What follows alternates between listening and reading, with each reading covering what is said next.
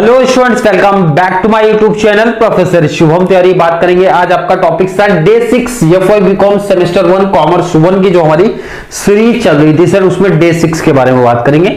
जिस बच्चे ने डे 5 ऑलरेडी किया तो यहाँ पे बहुत बड़ा एडवांटेज उनको मिलने वाला है सर, क्योंकि वहां पे हमने किया था सर क्वेश्चन एक stages of business unit promotion. अगर आपने वो टॉपिक किया है तो ऑलमोस्ट काफी पॉइंट्स आपको यहाँ पे सेम दिखेंगे sir. Steps in business planning process, business planning process में यहाँ पे स्टेप्स है, वहां पे स्टेजेस था। पॉइंट्स ऑलमोस्ट 80 to 90% हमारे सेम दिखेंगे, तो आपके लिए इजी कॉन्सेप्ट हो जाएगा सर। पॉइंट्स हमारा इजी याद हो जाएगा। याद होने की बात जब करता हूं तो इजी टॉपिक्स याद हो जाएंगे। तो चलिए पहले बात करेंगे इसके मीनिंग पार्ट के बारे में सर।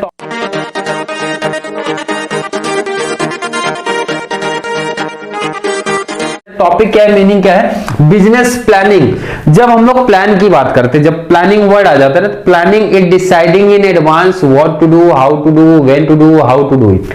मतलब सिंपल सा अगर बोलूं, जब किसी चीज का हम लोग प्लान करते हैं भाई, तो कॉमन से सर बहुत सारे एडवांस में सोच रहे हैं ना। एडवांस में आप ही तो आप प्लान कर रहे हो, एडवांस में प्लान कर रहे हो सर।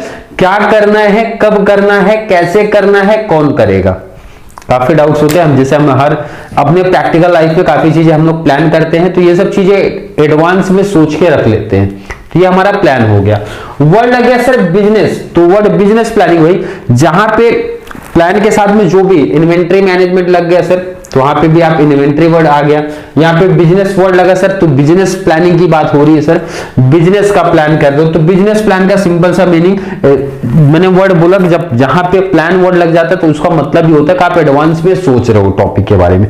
एडवांस में किसके बारे में सोचना है सर? यहाँ पे बिजनेस के बारे में सोचना सर। बिजनेस एक्टिविटीज के अंदर जितने भी हमारी चीजें आती है उनके बारे में आपको एडवांस में सोचना है। उसी को सिंपल भाषा में बोलते हैं तो बिजनेस प्लानिंग बोलते हैं। टॉपिक थोड़ा सा रीड करते हैं, क्या बोलना चाहते हैं sir. Business planning refers to a process, एक प्रोसेस है ऑफ डिसाइडिंग इन एडवांस, जो मैंने पहले बताया कि जो आप डिसाइड करो एडवांस में sir, in respect of business activities.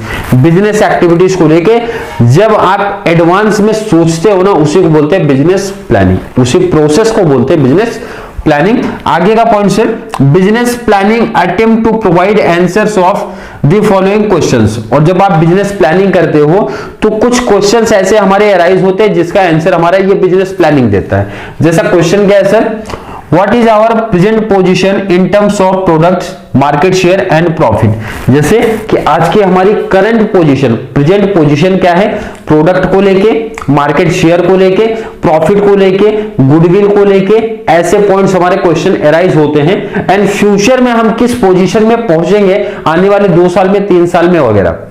जैसे सिंपल सा बोलूं भाई, ये जो मेरा क्लासेस चल रहा है, जो मेरा यूट्यूब चैनल चल रहा है प्रोफेसर शुभम तिवारी का, तो कॉमन सी भाई थे हर कोई पर्सन ये सोचता है कि सर आज मैं इस पोजीशन पे हूं, आज मैं इस पोजीशन पे हूं, तो मेरा मार्केट में क्या इमेज है भाई, मतलब कितने लोग हमारे से कनेक्ट हो रहे हैं भाई, नंबर ऑफ, कितना मार्केट आप शेयर कर रहे हो। जैसे डिग्री का आपका लेक्चर्स आपको प्रोवाइड कराया जा रहा है, तो डिग्री में कितने परसेंटेज मार्केट आपने शेयर किया है, मतलब कितने सारे बच्चे आपके साथ कनेक्टेड हैं। एंड नेक्स्ट आने वाले कुछ साल में मैं अपने आप को किस पोजीशन पे देखना चाहता हूं, मतलब कितने स्टूडेंट्स मेरे साथ अटैच रहेंगे, कितने सारे सब्सक्राइबर मेरे पास रहेंगे। तो कॉमन से हर एक पर्सन सोचता है। ये तो मैंने आप जस्ट एक एग्जांपल दिया।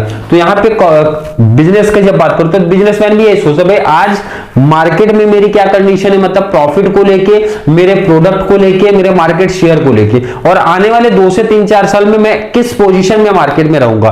प्रॉफिट को लेके सेम, प्रॉफिट हो गया, गुडविल हो गया, मार्केट शेयर को लेके हो गया। तो ये सब क्वेश्चंस आपको पहले से अराइज होते हैं सर। एंड नेक्स्ट क्वेश्चन वही है, what should be our future position से 5 years फ्रॉम नाउ, मतलब आने वाले 5 साल में हमारी पोजीशन क्या होने वाली है। ये भी एक बिजनेस प्लान का पार्ट हमारा होता है सर। टॉपिक इजी है, ये टॉपिक्स हम पहले भी पढ़ चुके हैं, और भी क्वेश्चंस में आया था। आई थिंक शायद यूनिट 1 या 2 में कहीं दिखा था, तो वहां का क्वेश्चन है ये टॉपिक है सर। और क्वेश्चन आपका ये चलेगा क्वेश्चन नंबर 3 कहां पूछा जाएगा सर, क्वेश्चन नंबर 3 में ये पूछा जाएगा। Steps in business planning process. Points जैसा मैंने बताया सिमिलर है, काफी पॉइंट्स हमने पहले ही पढ़े हैं, तो ऑलरेडी इसके बारे में थोड़ी सी कम डिटेल में बात करेंगे।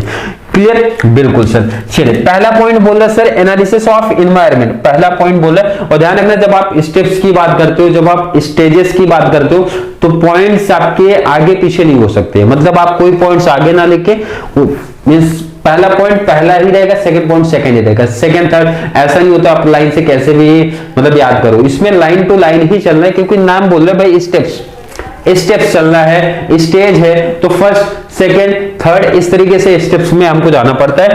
तो पॉइंट्स हमारे सेम है। और जिस बच्चे ने कल की वीडियो बहुत अच्छे तरीके से देखी है, ऑलरेडी बहुत अच्छी प्रिपरेशन वहां पे की है, तो 90% पॉइंट्स हमारे सेम है। वहां पे हमारा इन्वायरमेंट नहीं ऐड हुआ था, इन्वायरमेंट आई थिंक 1 यूनिट या फिर 2 में ऐड हुआ था। तो ये पॉइंट्स हम पहले भी पढ़ चुके हैं। पहले हम अपने इन्वायरमेंट को एनालिसिस करते हैं, पहले हम अपने इन्वायरमेंट को एनालिसिस करते हैं। जैसे कोई भी एक हमारे बिजनेस यूनिट होते हैं, जो हमारे इन्वायरमेंट होते हैं 2 टाइप के होते हैं। एक होता है सर इंटरनल, दूसरा होता है हमारा एक्सटर्नल। इंटरनल मींस होता है विद इन द ऑर्गेनाइजेशन, मतलब अपनी ऑर्गेनाइजेशन के अंदर जो भी इन्वायरमेंट है पहले आप वो देख लो। उसमें कौन कौन से आते हैं सर? पहले तो फाइनेंस आता है भाई, फाइनेंस सेक्टर हमारा आता है। सेकेंड सर हमारे आते हैं ह्यूमन रिलेशनशिप आते हैं, लेबर मैनेजमेंट का रिलेशन आता है।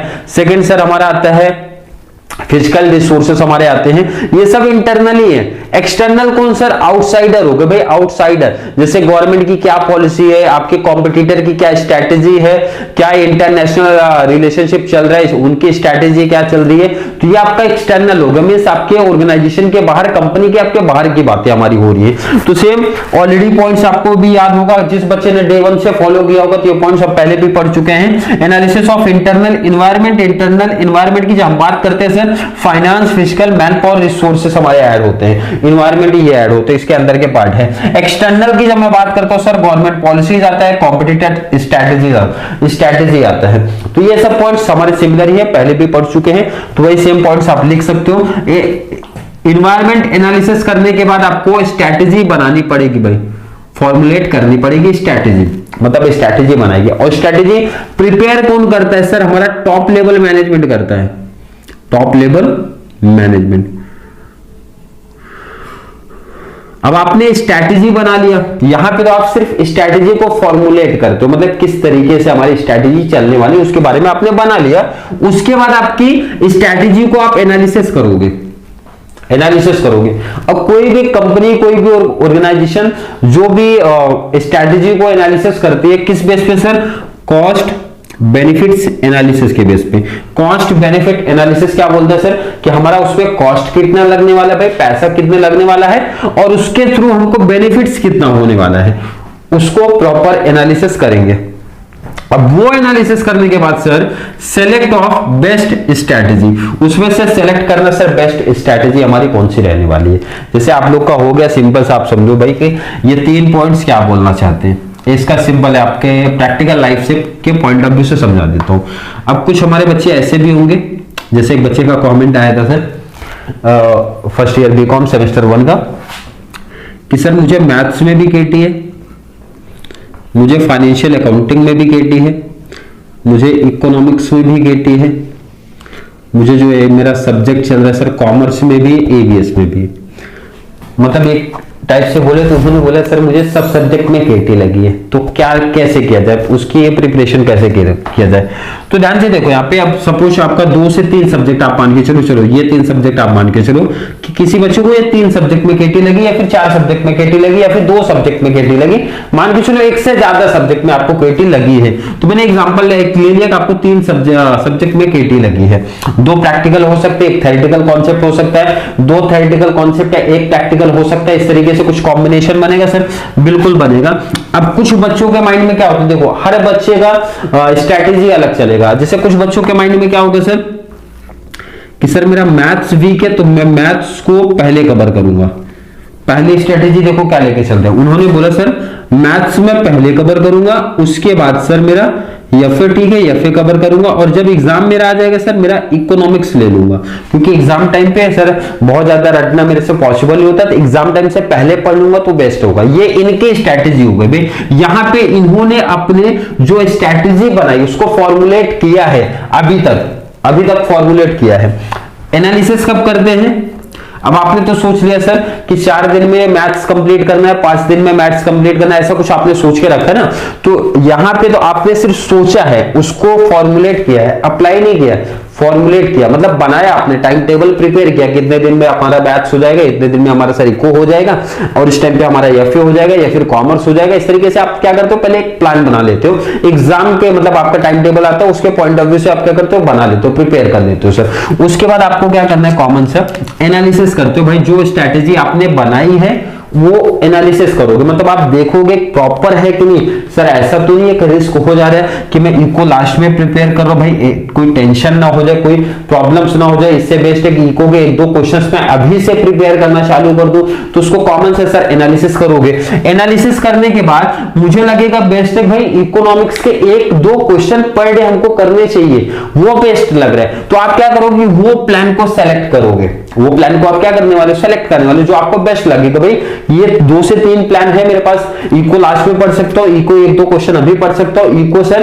डेली रिवीजन कर सकता हूं, मतलब डेली रिवीजन करूंगा, 2 क्वेश्चन 1 क्वेश्चन डेली रिवाइज करूंगा। तो आप क्या करोगे, जो आपको कंफर्टेबल बहुत बेस्ट लग रहा है सर कि ये बेस्ट है, इससे केटी एकदम इजी क्लियर हो जाएगा, तो आप कॉमन से सर वो प्लान सेलेक्ट कर लोगे। तो यही 3 पॉइंट्स का मतलब आपको समझा दिया कॉन्सेप्ट के थ्रू। पहले प्लान करना है, प्लान के बाद उसको प्रॉपर एनालिसिस करना, उसके बाद उसमें से बेस्ट प्लान को सेलेक्ट कर लेना। अब आपने कर लिया भाई, तो रिसोर्सेज की रिक्वायरमेंट है, उसको अरेंजमेंट करना पड़ेगा। नेक्स्ट जब कल के लेक्चर्स की बात हुआ तो वहां पे एक और पॉइंट हमारे रिसोर्सेज का आया था, पहले आप डिटरमाइन करते हो आपको कौन कौन से रिसोर्सेज की रिक्वायरमेंट है, वो पॉइंट आपका यहाँ पे नहीं है, सीधा बोल रहे अरेंज कर दो रिसोर्सेज। कौन से रिसोर्सेज सर, जो आपने अभी पढ़े भाई, इंटरनल रिसोर्सेज जो हमारे होते हैं, physical resources, man power resources, capital resources, ये सब रिसोर्सेज को प्रॉपर अरेंज कर दो। जैसे आपको केटी क्लियर करना है सर, बिल्कुल करना है, तो आप क्या करते हो, मैथ्स का टेक्स्ट बुक, मैथ्स में केटी तो मैथ्स का टेक्स्ट बुक ले लेते हो भाई, प्रॉपर नोट्स बनाने हैं कि नहीं बनाने सर, नोट्स नहीं, अच्छे तरीके से प्रैक्टिस करना है। तो ये एक आपका रिसोर्स है भाई, बुक्स चाहिए, लेक्चर्स भी देखने हैं, नेट भी चाहिए, मोबाइल भी चाहिए, तो आपका ये रिसोर्स हो गया। तो उसको प्रॉपर अरेंज करना पड़ेगा भाई, अगर केटी क्लियर करना मतलब प्रॉपर टाइम देना पड़ेगा। तो ये तो आपका एक जस्ट एग्जांपल आपको समझा रहा हूं। तो यहां ऐसा कंपनी के पास भी बहुत सारे रिसोर्सेज की रिक्वायरमेंट होती है, उसको उनको पहले अरेंज करना पड़ता है सर। अरेंज करने के बाद भाई आपको एलोकेट करना पड़ेगा, एलोकेशन ऑफ रिसोर्सेज। आपके पास सब रिसोर्सेस आ गए सर, अब उन रिसोर्सेस को प्रॉपर तरीके से जैसे रिक्वायरमेंट है कंपनी में वैसा एलोकेट कर दो। अब आपने एलोकेट कर दिया मतलब सर, जैसे एलोकेशन का लास्ट टाइम मैंने टीचिंग का फील्ड का एग्जांपल दिया था कि मैंने अपने क्लासेस में जैसे अदर जो हमारे ऑफलाइन के टीचर्स होते हैं उनको उनका सब्जेक्ट दे दिया और टाइम बता दिया, भाई ये टाइम से ये टाइम आपका लेक्चर है, इतने क्लास में है, मेंशन कर। तो मैंने अपने रिसोर्सेज को क्या किया, एलोकेट किया। मतलब इस तरीके से फाइनेंस में भी आप करते हो, मैन पावर में भी आप लोग करते हो, हर एक फील्ड में आप लोग प्रॉपर तरीके से अपने रिसोर्सेज को एलोकेट करते हो। उसके बाद नेक्स्ट पॉइंट आपका आता है, सेकंड लास्ट पॉइंट, इंप्लीमेंटेशन। आप इंप्लीमेंटेशन, अभी तक आपने सब चीज किया, अब लास्ट में इंप्लीमेंटेशन, मतलब जैसे प्लान्स एंड पॉलिसीज आप बना के चले हो स्टार्टिंग से, अब उसको इंप्लीमेंटेशन कर दो, अप्लाई कर दो। एंड लास्ट में क्या देख लो सर, रिव्यू, जैसा आपने सोचा है वैसा चल रहा है सर कि नहीं चल रहा है। जैसा यहाँ पे तो आपने प्लानिंग कर लिया था, बेस्ट स्ट्रैटेजी भी कर लिया, रिसोर्सेस भी ले लिया, रिसोर्सेस को एलोकेट भी कर दिया, तो सर आप पढ़ाई करना चालू कर दो जैसा आपने प्रॉपर तरीके से अपना सेटअप किया है। सेटअप होने के बाद आप देख लो भाई, जो मैंने प्लान किया था 4 दिन में मैथ्स का लेक्चर कंप्लीट करने या फिर इको का पर डे 2 क्वेश्चन होने, वो हमारा हो रहा है कि नहीं हो रहा है। अगर नहीं हो रहा है तो हम रीजन ढूंढते भाई क्या प्रॉब्लम आ रही जिसकी वजह से जो हमने प्री प्लानिंग किया था वो क्यों नहीं हो पा रहे। तो उसमें अगर कोई डिफरेंस आ रहा है, कोई मिस्टेक्स हो रहे हैं, तो हम लोग उसमें क्या करते हैं सर, इंप्रूवमेंट करते हैं, मतलब थोड़ी सी सुधार लेके आते हैं। क्लियर है? आई होप हर एक बच्चों को कॉन्सेप्ट क्लियर हुआ होगा। फिर भी थोड़ा सा डिटेल गए, वैसे ये पॉइंट्स ऐसे थे, बहुत डिटेल नहीं जाना चाहिए था क्योंकि इसके बारे में हम पहले भी पढ़ चुके हैं। तो पॉइंट्स इंपॉर्टेंट क्वेश्चंस में से एक है, बहुत अच्छे तरीके से, बहुत सिंपल सा क्लियर ऐसा क्वेश्चन पूछा जाएगा भाई, steps in business planning process. तो बहुत अच्छे तरीके से पढ़ लेना। तो बात करेंगे आज के क्वेश्चन नंबर 2 के बारे में। बात करेंगे क्वेश्चन नंबर 2 के, आज की वीडियो की बात करेंगे। टॉपिक क्या है सर, प्रोजेक्ट प्लानिंग। फिर से आ गया वर्ड प्लान। तो प्लान वर्ड जब आ जाता है तो मैंने बताया प्लान मींस होता है जब कोई भी चीज आप एडवांस में डिसाइड करते हो। वर्ड आगे लगा सर, आप अब यहां पे आपका लगा प्रोजेक्ट। तो प्रोजेक्ट प्लानिंग वर्ड आ गया। मतलब कोई भी प्रोजेक्ट लेते हो जब आप लोग ना, उसके प्लान के बारे में भाई आप एडवांस में आप डिसाइड करते हो। सर बिल्कुल है, कोई भी एक्टिविटी हम लोग करते हैं तो सर एडवांस में डिसाइड करते ही करते हैं। तो वर्ड यहाँ पे लगा सर प्रोजेक्ट, मींस प्रोजेक्ट के रिगार्डिंग होगा ये टॉपिक।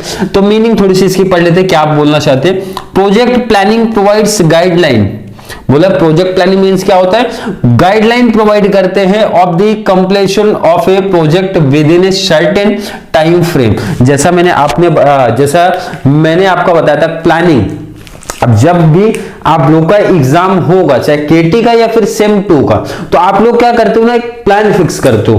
प्लान की इतने टाइम में सर इतना सब्जेक्ट हमारा क्लियर करना है। एंड कॉमर्स में कुछ टैलेंटेड बच्चे भी होते भाई कि जब एग्जाम टाइम आ जाता है तब उनको याद आता है कि सर पढ़ना भी है भाई। एक हफ्ते पहले 10 दिन पहले उनको याद आता है कि सर एग्जाम में अब पढ़ना भी है, तो उन्होंने कुछ प्लान करके रखा है। और कुछ ऐसे भी टैलेंटेड है कल एग्जाम है तो आज पढ़ के जाते हैं, तो उनका कोई प्लान का कॉन्सेप्ट नहीं है। बट एग्जाम्पल आप समझो कि हम लोग क्या किए कि सर जो भी मेरा केटी का एग्जाम है या फिर रेगुलर एग्जाम है तो हम लोग एक टाइम टेबल प्रिपेयर कर लेते हैं। टाइम टेबल में सर एट इज प्रॉपर वैसा टाइम टेबल नहीं, बट एक फिक्स कर लेते हैं सर कि इतने टाइम में इतना टॉपिक हमारा हो जाना चाहिए। आपने क्या कर रहे हैं कि प्लान करके रखा, एडवांस में करके रखा। और कुछ ऐसे भी बच्चे होते हैं भाई प्रॉपर टाइम टेबल ही बना लेते हैं अपने घर पे, क्लियर है कि नहीं है। बट बेसिकली जो डिग्री वाले बच्चे होते हैं उस तरीके का टाइम टेबल प्रिपेयर नहीं करते।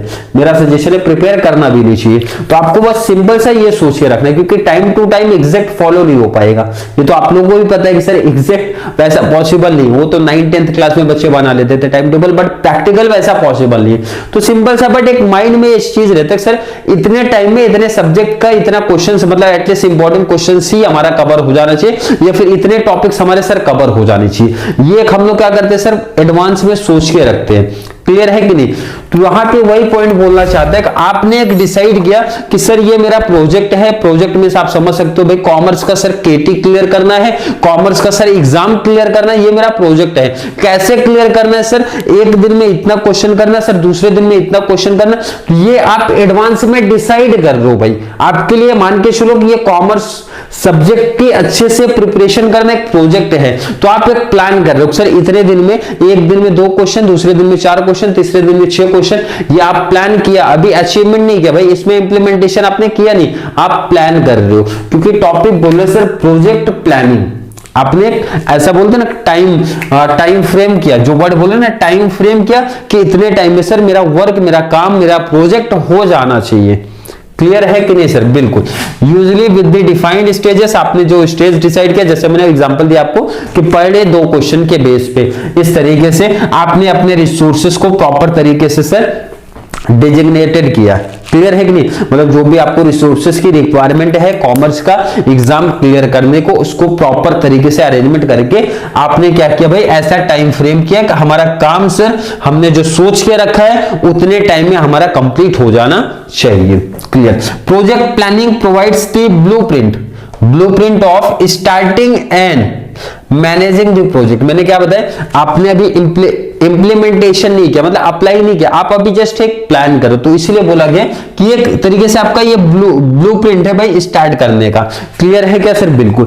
पॉइंट्स की बात करेंगे तो ये प्रेजेंटेशन, जैसा मैं बार बार बोलता हूं कि ऐसा भी दे सकते हो, ऐसा कंपल्सरी नहीं कि ऐसा ही प्रेजेंटेशन देना है, अपना तरीका अपना मेथड जिस तरीके से आपको फॉलो करना कर सकते हो। बट केटी वाले बच्चों को स्पेशली मेरा सजेशन है कि आप लोग का मीनिंग डिफाइन तो इसमें है नहीं, मीनिंग पॉइंट्स बहुत अच्छा होना चाहिए। और कॉमर्स सब्जेक्ट की जब मैं बात करता हूं, कॉमर्स में प्रेजेंटेशन बहुत बड़ा इंपैक्ट डालता है, ये चीज ध्यान रखना।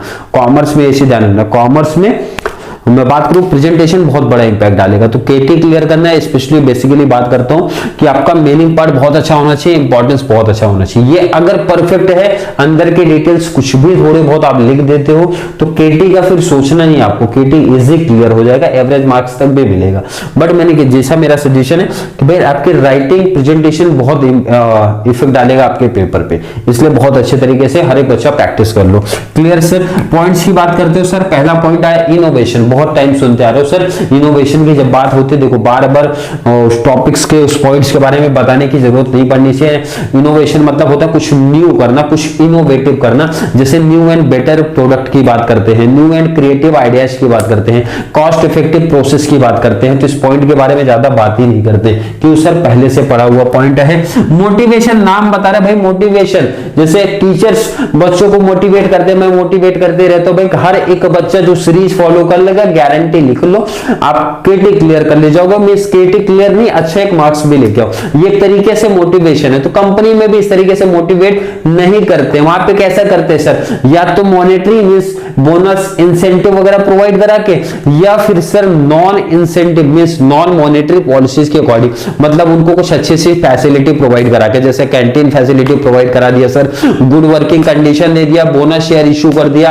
इस तरीके से मतलब उनको नॉन मॉनेटरी पॉलिसी के अंदर मोटिवेट किया जाता है। तो आप लोगों का जो मोटिवेशन है मॉनेटरी नहीं है, मींस नॉन मॉनेटरी पॉलिसी के पॉइंट ऑफ व्यू से किया जाता है सर। अच्छी इमेज भी क्रिएट करना भाई, कॉर्पोरेट इमेज होनी चाहिए। कब पॉसिबल है भाई, जब इस चैनल के इस जो आप लोग का डेज का सीरीज चल रहा है वो सीरीज फॉलो करके मैक्सिमम बच्चे पास हो जाएंगे। तो यहाँ पे एक अच्छी इमेज लोगों के माइंड में हो जाएगा कि सर का मैंने इतने डेज की सीरीज मैंने फॉलो किया और अच्छे से केटी क्लियर हो गया। तो सेम कंपनी में होता है, अच्छी क्वालिटी का गुड जब कंज्यूमर को रिजनेबल प्राइस में मिल जाता है भाई, तो वहां पे कंपनी की इमेज, कंपनी की रेपुटेशन, कंपनी की गुडविल अच्छी क्रिएट हो जाती है। नेक्स्ट, टाइम मैनेजमेंट करना पड़ेगा। टाइम मैनेजमेंट आप खुद समझ सकते हो, जैसा मैंने बताया था भाई कि आप अपने पॉइंट ऑफ व्यू से कॉन्सेप्ट समझ सकते हो, कंपनी के पॉइंट ऑफ व्यू से समझ सकते हो। तो मुझे लगता है जिस पॉइंट ऑफ व्यू से आपको समझता है उसके बेस से समझा देता हूं। तो केटी का टाइम चल रहा है, केटी का माहौल चल रहा है भाई, तो उसके पॉइंट ऑफ व्यू से समझा देता हूं कि टाइम मैनेजमेंट इस टाइम पे जो बच्चा नहीं करेगा उनके लिए प्रॉब्लम क्रिएट हो जाएगी। तो जो भी आप प्रोजेक्ट आपने फिक्स किया भाई इस टाइम पे इस तरीके से चलना है, तो वैसा करना स्टार्ट कर दो। टाइम मैनेजमेंट प्रॉपर तरीके से फॉलो करना चालू कर दो। सर रेफरेंस गाइड, देखो ऑलरेडी सब इजी जो पॉइंट्स है भाई, आपने क्या किया, प्लानिंग कर लिया, सब कुछ कर लिया, बट गाइडेंस की रिक्वायरमेंट होती है। अब मैं आपको प्रॉपर गाइड कर रहा हूं, हर बच्चा देखो पर डे में 2 क्वेश्चन ही दे रहा हूं ना, 2 क्वेश्चन दे रहा हूं, तो 2 क्वेश्चन एक तरीके से आपको गाइडेंस प्रोवाइड कराया जा रहा है। क्या सर एक दिन में 2 लेक्चर्स होने से 2 क्वेश्चन आपको प्रैक्टिस करने, सर इस तरीके से प्रैक्टिस करना है। तो यहां पे मैं आपको गाइड कर रहा हूं, तो ऐसा कंपनी के पॉइंट ऑफ व्यू से भी आपको समझ लेना है sir. Next sir, minimization of the risk. जैसा मैंने सजेशन दिया था, मेरा सजेशन था कि भाई केटी का एग्जाम है और आप लोगों को ही पता है कि अगर 3 या फिर 3 से ज्यादा केटी लगी तो ड्रॉप लग जाएगा, या फिर केटी सर क्लियर होना चाहिए और रिस्क भी कम चाहिए सर। रिस्क भी हमारा क्या चाहिए सर, कम चाहिए कि इजी पास हो जाए। ऐसा नहीं 40 केटी क्लियर है तो सर आप 40 42 ही दिलाओ, नहीं इतना बताओ कि सर 50 प्लस हो जाए या फिर 50 to 60 के बीच में रुक जाए भाई, मतलब ऐसा होना चाहिए। तो यहाँ पे आपका रिस्क मिनिमाइज हो जाएगा जब आप अच्छे तरीके से कवर करके चले जाओगे। जितना मैंने बोला उतना फॉलो करके चले जाओगे तो आपका रिस्क मिनिमाइज हो जाएगा, मतलब केटी लगने के चांसेस ना के बराबर हो जाएंगे। कब पॉसिबल है, जब आप प्रॉपर तरीके से वो काम करके लेके जाओगे। तो उसके लिए सर रिसोर्सेज का पॉइंट फिर से आ गया सर, रिसोर्स अरेंजमेंट करना पड़ेगा भाई, जो भी चीज बोला जा रहा है वो फॉलो करना पड़ेगा। तो कंपनी के पॉइंट ऑफ व्यू से आप जब समझते हो तो जो भी कंपनी को रिसोर्सेज की रिक्वायरमेंट है, चाहे वो physical resources, man power resources, finance resources, सबको अरेंज करना पड़ता है सर। नेक्स्ट पॉइंट बोल रहा है सर गवर्नमेंट क्लियरेंस, मतलब अब यहाँ पे आपको ये एग्जाम पॉइंट ऑफ व्यू से तो कुछ गवर्नमेंट क्लियर करते नहीं है सर, कंपनी के पॉइंट ऑफ व्यू से सोचो। जब आप कोई भी प्रोजेक्ट करने जाते हो तो आपको ये चीज पहले ही पता चलनी चाहिए कि सर उस प्रोजेक्ट को करने के लिए कोई लॉ रूल्स रेगुलेशन लग रहे क्या। अगर लग रहे तो भाई गवर्नमेंट से क्या लेना पड़ता है सर, परमिट लेना पड़ता है, क्लियर करना पड़ेगा उस चीज को। नेक्स्ट हमारा सर इन्वेस्टमेंट डिसीजन आ रहा है। पॉइंट्स काफी इजी है, पॉइंट्स खुद बता रहे भाई उसके अंदर क्या एक्सप्लेन करना है हमको। सर इन्वेस्टमेंट डिसीजन, भाई इन्वेस्टमेंट आपका किस टाइप का है वो डिसाइड कर लो। अगर सर हमारे पास अल्टरनेटिव्स अवेलेबल हैं, अल्टरनेटिव्स की जब बात करता हूं सर, आपका इन्वेस्टमेंट डिसीजन अलग अलग तरीके से हो सकता है, अलग अलग प्रोजेक्ट में हो सकता है। तो इन्वेस्टमेंट डिसीजन आपका अच्छा होना चाहिए। अच्छा किस बेस पे आप डिसाइड कर सकते हो, इसीलिए प्रोजेक्ट को सर इवेल्युएट किया जाता है और वहां पे हमको पता चलता है सर, और जो इवेल्युएट किया जाता है हमेशा सर मोस्टली केसेस में सर कॉस्ट बेनिफिट के रेशो पे देखा जाता है कि मेरी कॉस्ट कितना लग रही है सर, मेरा बेनिफिट कितना लग रहा है। तो जहां पे मेरा कॉस्ट कम है, बेनिफिट्स ज्यादा है, तो कंपनी उस प्रोजेक्ट को सेलेक्ट करती है। इसीलिए हर एक प्रोजेक्ट को हम लोग इवेल्युएट करते हैं। क्लियर है? Clear sir. लास्ट एक छोटा सा पॉइंट है, इसके बाद भी और भी पॉइंट्स है, बट मैक्सिमम बहुत पॉइंट्स मैंने ऑलरेडी इसमें लिखा दिए सर। कि आपने जो गोल डिसाइड किया भाई, जो गोल डिसाइड किया ना सर, मेरा इजी केटी क्लियर हो जाए, तो उस पर फोकस रखो भाई, उसके अकॉर्डिंग अपनी प्रिपरेशन जारी रखो। जैसे ये प्रोजेक्ट बोलता है, आपने प्रोजेक्ट प्लानिंग तो कर लिया, जैसे मैंने एग्जांपल दिया था कि आपका केटी क्लियर करना ऑब्जेक्टिव है। जैसे सपोज मैंने एक आपको सब्जेक्ट दे दिया कॉमर्स, तो ये ऑब्जेक्टिव है, एंड ऑब्जेक्टिव के पॉइंट ऑफ व्यू से आपको मेहनत करना पड़ेगा। अब ऐसा नहीं कि सिर्फ सोचने से काम हो जाता है, आपने सोचा, सब चीज का सेटअप भी किया, बट आप हार्ड वर्क नहीं कर रहे हो, काम नहीं कर रहे हो जिसके अकॉर्डिंग आपने सोच के रखा था, तो पॉसिबल नहीं हो पाएगा सर। इसीलिए बोला जा रहा है जो भी गोल मतलब आपने सेटअप किया भाई, अचीवमेंट करना चाहिए, मतलब उस पर फोकस रखो भाई। फोकस रखे रहोगे तो जो आपने प्लानिंग किया उसके अकॉर्डिंग आप क्या कर सकते हो, इजी अपना ऑब्जेक्टिव अचीवमेंट कर सकते हो, अपना गोल अचीवमेंट कर सकते हो। एक और पॉइंट्स इस पॉइंट्स में था, बेनिफिट्स टू स्टेक होल्डर्स, मतलब आपके जो भी स्टेक होल्डर्स हैं उनका भी बेनिफिट्स आपको देखना चाहिए। इसमें भी पॉइंट्स है, जैसे आपके जो एम्प्लॉइज होते हैं उनको अगर हायर इफिशिएंसी करते हैं, मतलब अच्छा काम करके आपको देते हैं, तो इंसेंटिव का स्कीम रखना चाहिए। शेयर होल्डर, अगर कंपनी का अच्छा बेनिफिट्स हो रहा है, प्रॉफिट हो रहा है, तो कंपनी के शेयर होल्डर को टाइम पे डिविडेंड पेमेंट कर देना चाहिए। एंड पॉसिबल हो सकता है इक्विटी शेयर होल्डर को बोनस शेयर इशू करना चाहिए। गवर्नमेंट को टैक्सेस वगैरह टाइम पे पेमेंट कर दो। इस तरीके से मतलब उसमें पॉइंट्स आप लिख सकते हो। आई थिंक इतने पॉइंट्स इनफ है, एंड आई होप हर एक बच्चे को कॉन्सेप्ट भी समझ में आया जो मैंने एक्सप्लेन किया है। फिर भी किसी बच्चे को थोड़ा सा भी डाउट, कंफ्यूजन अगर क्रिएट हुआ है आज के वीडियो के रिगार्डिंग, तो कमेंट में ऐड कर देना, या फिर वीडियो थोड़ी सी भी हेल्पफुल लग रही है तो वीडियो को ज्यादा से ज्यादा या फॉर बीकॉम वाले बच्चों को शेयर करते रहो, ताकि सेमेस्टर 2 में उनको इसी तरीके से और भी सब्जेक्ट की सीरीज प्रोवाइड कर सके। तो चलिए मिलेंगे नेक्स्ट क्लास में, तब तक के लिए थैंक यू सो मच।